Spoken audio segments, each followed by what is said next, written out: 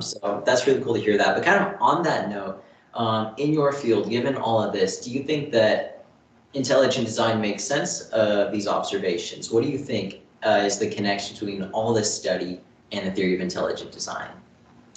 Yeah, so intelligent design is a broad field of study. And some of the things that I think point to an intelligent designer in the soil ecology just screams intelligent design. And so if you think about a concept like what Michael Behe discovered in the late 90s, or I should say coined, he didn't necessarily invent anything, but he recognized that there are highly complex structures in living organisms, the simplest of living organisms, that could not have come about by random chance. And he called that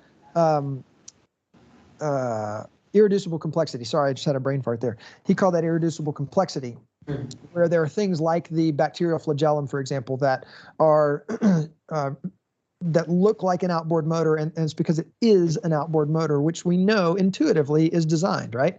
And so the other thing that he did in his research, discovered in his research, is that these things could not have come about by chance. And so the scientific world, of course, didn't like that explanation, and so they said, well, here's what could have happened. And so they kind of rebutted with this co-option theory, which says that, oh, these organisms were able to use similar parts from other things, but like in a lot of bacterial flagellum, for example, there are 40 parts, 10 of which are that are similar to other structures that are used in other systems, but 30 of those 40 are completely unique to that system. And so what happens is a very simple way to think about irreducible complexity is something like a mousetrap, where you know that every single part of that thing has to be there or the thing doesn't function.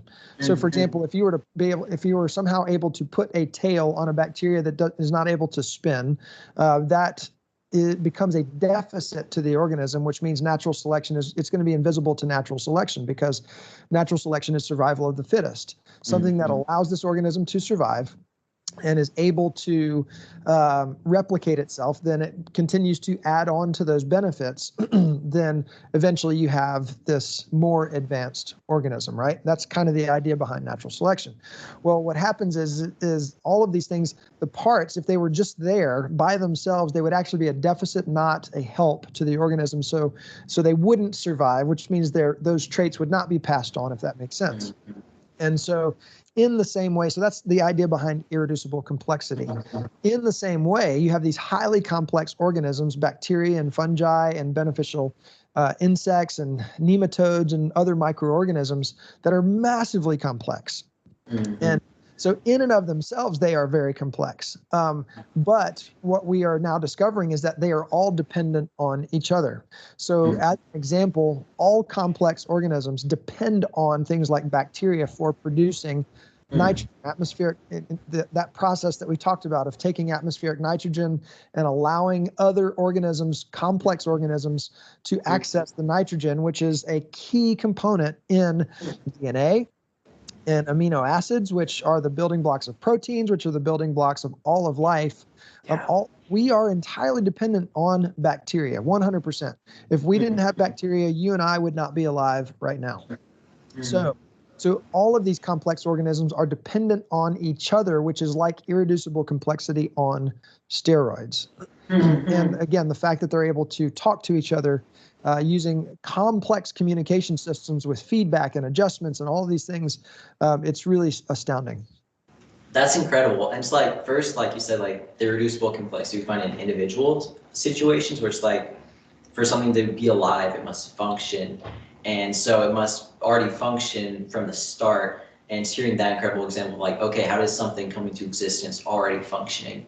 But then, like you said, putting that on steroids, where these different things must exist simultaneously and already function and be able to communicate with each other in these very complex ways. So it's kind of like, I don't know what the word you use for that, but kind of like a irreducible complexity, like within the ecosystem and the interrelationships there. And so that's just incredible, seeing the design. So given that, do you think that intelligent design is a compelling theory, given these observations? Yeah, absolutely. It's a compelling theory. And I would say that it's not a theory. Intelligent design uses well-established scientific principles that are already in play in the scientific world and uses those principles to draw conclusions about those things. So a great example is the SETI project, SETI. Movie Contact with Jodie Foster was made in 98, 99, I think it was, about this program. And the acronym stands for Search for Extraterrestrial Intelligence.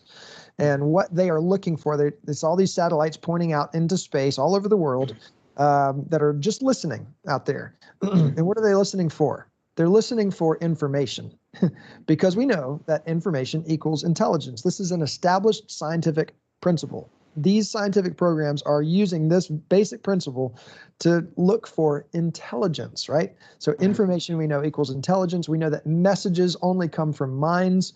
And so when we see bacteria talking to fungi and other organisms and creating signaling molecules that are able to go out and say, hey, bring this, bring this, bring this. That communication is an information-rich system. DNA is the most information-rich system in the world. And I'll give you just a mind-blowing example to think about.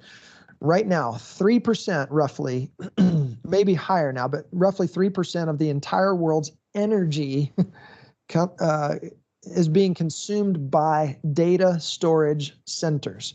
So you've got organizations like Facebook and Instagram and Twitter or X now, and Google and the U.S., Russia, China, all of it. Like Facebook, as an example, has 14 data centers with many thousands of square feet of storage space for all of these data centers around the world, right? Well, if scientists in Harvard and other places right now are actually looking at the DNA storage mechanism, the way that DNA stores information as a viable tool to store the world's data, if we could actually get that down and get it down efficiently, you could store the entire world's data, all of it, Facebook, Twitter, in the size of a human being, the size of a small bathroom, right? All of it, US, Russia, China, all of the world's information, period, which is currently being stored in thousands upon thousands of square feet in these massive warehouses that are consuming enormous amounts of energy. If we could use DNA storage mechanism, you could put it all in the size of a bathroom. It's remarkable. That is information. And we know scientific principle, we know that information comes from intelligence, which is what SETI is all about. So we're just using basic, well-known scientific principles and using those to draw scientific conclusions. Yeah, no, absolutely. And I love that. I've got to admit to our viewers, like, intelligent design is one of my favorite subjects in apologetics. I love it so much. I think it's one of the most compelling evidences for an intelligent creator for me. So I think it's one of the greatest masterpieces in creation, like you said, like seeing the information, seeing the structure, seeing the processes. I think that intuitively we know that these processes do come from intelligence. And like, if we have any skeptics watching them, I say, what about examples of bad design? And oftentimes we might find things that we can't explain or don't make sense to us. And sometimes we find an answer, sometimes we don't. But the fact is that those examples are dwarfed by the remarkable design and functionality that we find everywhere else. And so for the Christian or theist, examples of bad design are much less of a problem than the remarkable design and processes that we find everywhere else for the atheist, who has to basically believe that a factory would result in an explosion in a Home Depot. They can't even explain where the Home Depot came from, much less the factory and all the processes functioning just right from this explosion.